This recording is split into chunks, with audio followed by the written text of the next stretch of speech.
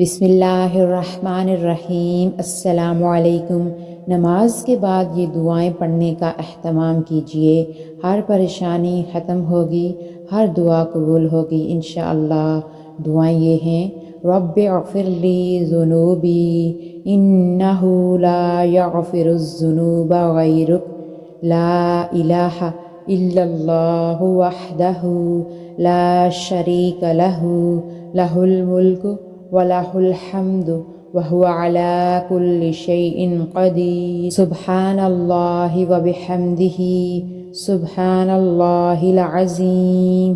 یا مقلب القلوب ثبت قلبی علی دینک، لا الہ الا انت سبحانک انی کنت من الظالمین۔ لا الہ الا اللہ محمد رسول اللہ۔